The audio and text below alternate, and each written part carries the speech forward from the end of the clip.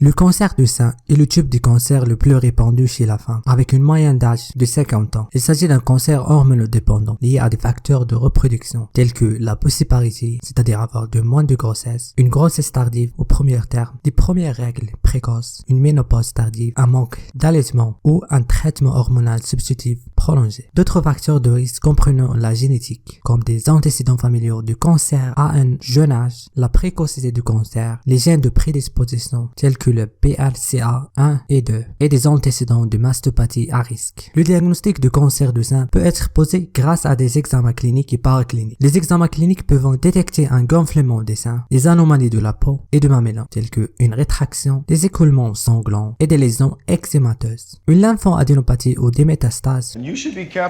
Les signes évocateurs d'une tumeur maligne comprenant un caractère très limité, une dureté d'une masse mammaire, une adhérence de la masse à la peau ou au plan profond, une lymphoadénopathie dure ou fixe et un écoulement mammaire, généralement sanglant. On parle maintenant aux examens paracliniques. Un premier examen, c'est la mammographie. Ils permettent de détecter une opacité spéculée, des microcalcifications suspectes, une rétraction cutanée ou mammaire et finalement un épaississement cutané. L'échographie peut apporter des informations complémentaires, notamment chez les femmes jeunes, et détecter les contours irréguliers, un continu hypoéchogène, des cônes d'ombre postérieures, une hypervascularisation en Doppler, etc.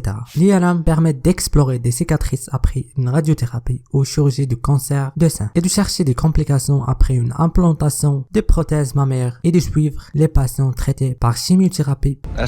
Le traitement du cancer de sein comprend la chirurgie, la radiothérapie, la chimiothérapie et l'hormonothérapie. La chirurgie peut être soit radicale, appelée PATAI, soit conservatrice, appelée mastectomie partielle, avec dissection axillaire dans les deux cas. La radiothérapie est utilisée pour contrôler la zone tumorale et réduire le risque de récidive, tandis que la chimiothérapie est utilisée pour traiter ou prévenir les métastases. Un traitement hormonal est recommandé si le cancer est positif aux récepteurs hormones. Après le traitement, une surveillance est nécessaire, comprenant un examen clinique de sein opéré et contralatéral, des ondes ganglionnaires et la recherche d'un lymphoœdème, ainsi qu'une mammographie et ou échographie tous les 6 mois après la fin du traitement de radiothérapie, puis annuellement. La contraception par l'oestrogène est contre-indiquée en raison de son lien avec le cancer de sein. Le dépistage du cancer de sein comprend la mammographie pour les femmes âgées de 50 ans à 64 ans, en absence de risque particulier. Au contraire, pour les femmes ayant des antécédents familiaux de cancer de sein, la mammographie est recommandée 5 ans avant la date du plus jeune cancer familial. Merci pour votre attention.